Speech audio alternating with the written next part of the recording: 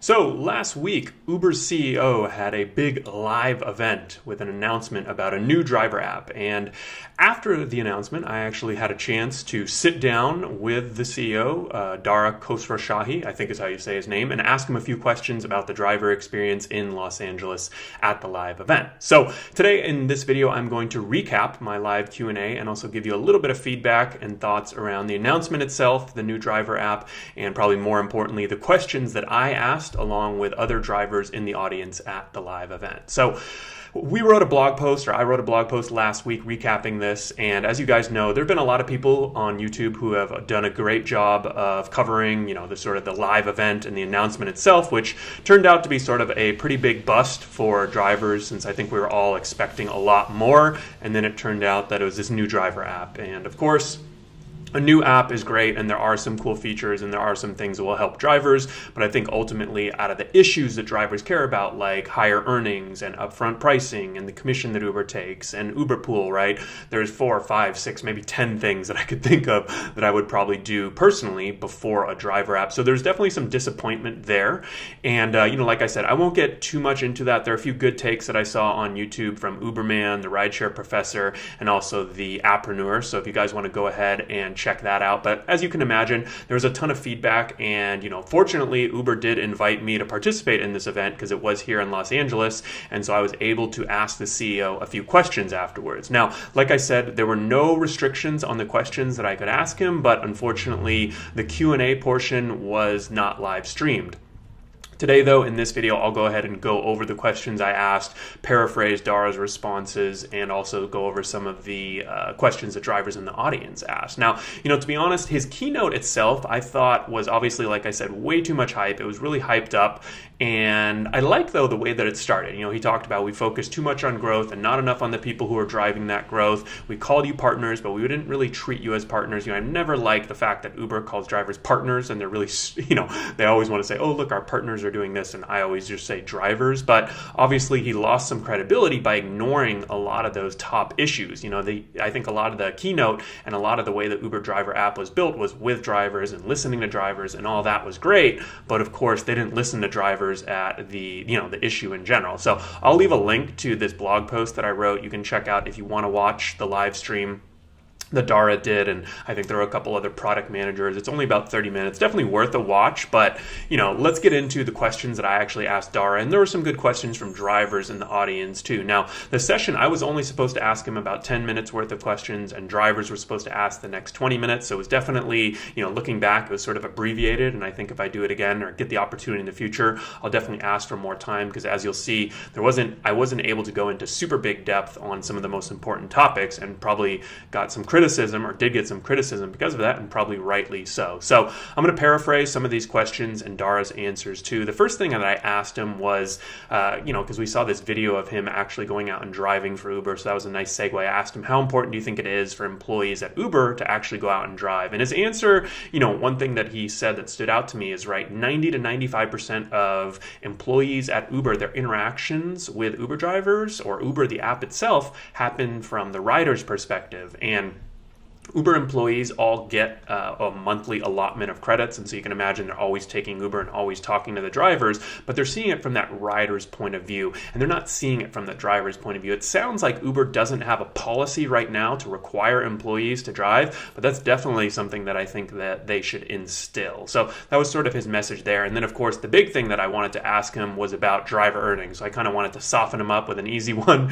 and then ask about driver earnings and see what he would say. And, basically what I told him is, the main thing that I hear over and over from drivers is that they're not paid enough, they're quitting because they're not making enough money. What is Uber doing to address this? And, to be honest, this was the one answer that Dara gave that I wasn't, I would say not in love with, but, I was definitely disappointed in his answer, because he sort of pointed to the old, Uber adage that when basically his answer was that we can't raise rates because when we do, that hurts demand, and then that means drivers will be less busy. And so I think that was kind of an excuse. And looking back, this is sort of where I criticize myself. I really should have pushed harder. And, I'm kind of abbreviating this discussion. It probably was about 5 or 6 minutes to get that whole question answered. And I did push back a little, which I'll go over in a second. But, I think I really should have pushed back here and said, hey, that's great and all. But we've also seen Uber increase the booking fee, in the past year or two twice. And they're taking a bigger commission through upfront pricing. So obviously it seems like it's okay for Uber to take more of the fare. And that likely affects demand, but not drivers. And I didn't say that, but that's definitely one area where I was sort of disappointed with myself after all was said and done. I did ask him after that as a follow-up to that earnings question that,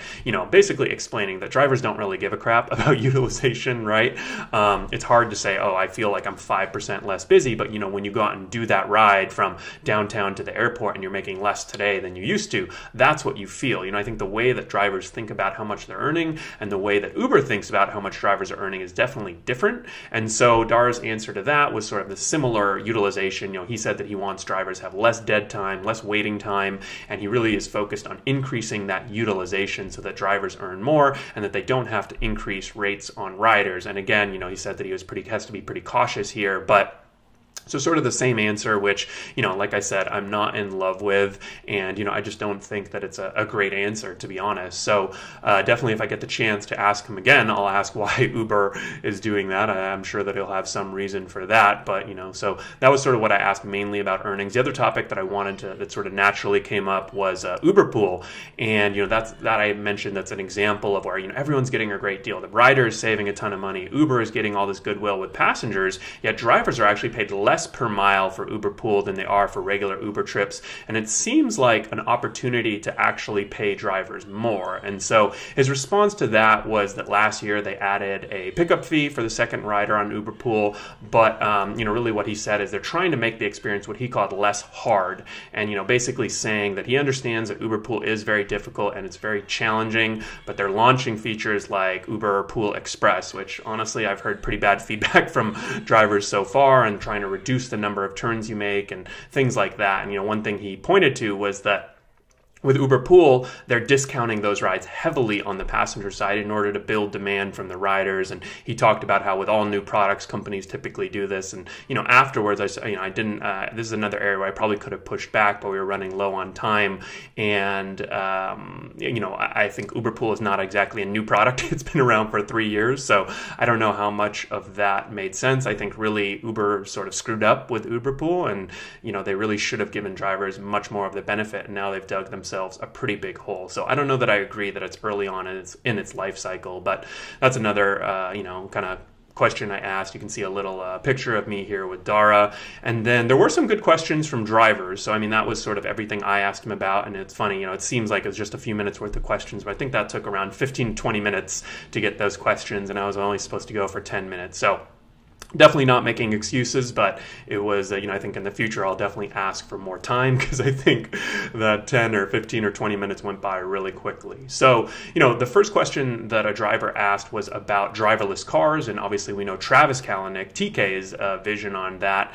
And so this driver asked DK about Dara about what Uber's going to do with self-driving cars. And basically what he said is obviously it's still in the works. This technology is still in the works. They had a huge setback recently. There was very tragic event where someone lost their life, a pedestrian. And basically his answer, which I liked, was that in the future, it's going to be a combination of factors, right? There's going to be robot drivers, there's going to be some human drivers, and the fact that there's self-driving cars in the future, that may lower the prices even more. And you may see riders now ditching their car in favor of Uber and building up demand even more. So he said basically there's going to be some combination of self-driving cars and drivers, which I actually agree with and think probably makes a lot of sense. So honestly, if you're a driver thinking about self-driving cars today, I don't think it's a big worry. And now this other question that asked was sort of specific. A driver asked specifically about this old program where they would value silver drivers, gold drivers, and platinum drivers, and you could actually make more money by decreasing Uber's commission. And this driver asked if something like that was coming back. And, this answer from Dara, he couldn't really commit to anything, but he did say that this is something they're looking into and going to do something about it. So of course, not the answer you want to hear, right? Oh yeah, that's something that's on our roadmap and we're looking into. But this was definitely a theme that I think came up over and over with the questions drivers were asking and with the questions I was asking. It was really figuring out the best ways to value top or loyal drivers. And I think that was sort of the theme of one of the points I wanted to get in with these lines of questions, because today, as a 4.9 star rated driver with 10,000 trips under your belt on Uber, and you're extremely loyal to the company, you don't actually get anything better than the brand new driver off the streets. And some people may even say that the brand new driver who's getting a sign-up bonus or maybe even better weekly incentive offers may be in a better position to you. So that's definitely something that also backstage, to give you guys a little info, I told Dara, he asked me a couple of things that he should be looking at and working on, and obviously earnings and rates. But then the second thing that I told him sort of off camera or off stage was really figuring out a way to value those top and loyal drivers and reward them for their service. So that was definitely a theme that I saw. Another driver, or that same driver, actually driver 2, which I called him, asked about educating riders about the rating system. And, you know, again, he didn't commit to anything here, but it sounds like Uber is aware that rating system is a problem and they're working on fixing this. You know, basically, I think it sounds like in the future, honestly, I think if they did a simple thumbs up, thumbs down, that would be a lot more effective and a lot more stressful. So you can sort of see some of the patterns here developing. Is that a lot of his questions, you know, I'm paraphrasing, I thought they were good responses, and I thought he came off very personable and definitely, you know, I felt like he cared about drivers, but at the same time, you know, he didn't have a whole lot of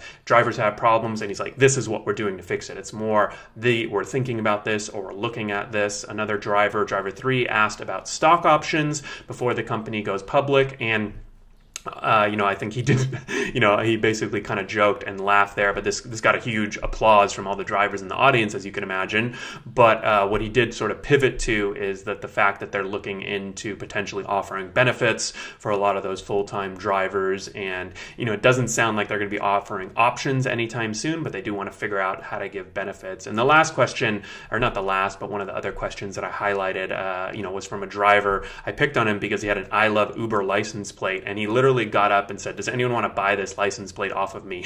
And so I'm not joking, this driver in the audience was literally trying to sell that, and you know, Dara didn't really have an answer for that. He said, we'll see what we can do. So there were definitely some good questions by drivers, some pretty strange questions by drivers that I did include here that were very not irrelevant and kind of self-serving. And yeah, I mean, you know, I kind of mentioned my overall impression of Dara. I think that they sort of botched it. I mean, it's cool that he was participating in this event with drivers in general. Obviously, Travis or any other, you know, I can't imagine that the former CEO of Uber ever would have done something like this, but at the same time, you know, they did botch this announcement, in my opinion. I think they really hyped it up, and a lot of drivers were expecting more. And obviously once, you know, I talked to drivers who said, I literally pulled over on the side of the road to watch this announcement. And when they found out that it was a new driver app, they were saying, really? This could have just been a little card on the, you know, on the driver app saying a new driver app is coming.